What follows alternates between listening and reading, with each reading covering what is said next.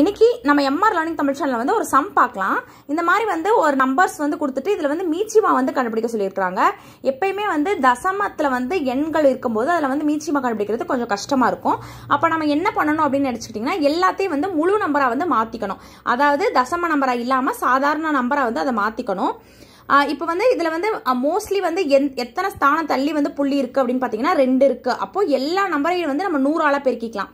இதே இது 3,2.7 அப்படின்னு 2 நம்பர் மட்டும் கொடுத்துருந்தாங்கன்னா இதை வந்து நம்ம 10ஆல மட்டும் பெருக்கி நம்ம வந்து சால்வ் பண்ணிக்கலாம். இதுல வந்து நமக்கு 0.009 அப்படின்னு கொடுத்துருக்கிறதுனால இதை வந்து 100ஆல வந்து நம்ம பெருக்கிக்கணும். இந்த 3 நம்பரை வந்து 100ஆல பெருக்கிட்டு இந்த நம்பர்ஸ்க்கு என்ன கண்டுபிடிக்கிறோம் அப்படின்னா வந்து மீச்சிமா வந்து கண்டுபிடிக்கிறோம். இந்த நம்பருக்கு வந்து நம்ம மீச்சிமா கண்டுபிடிச்சிட்டு வர்ற ஆன்சரோட எப்பயுமே வந்து நம்ம எதை பெருக்கி இருக்கோமோ அதை வகுத்துறணும்.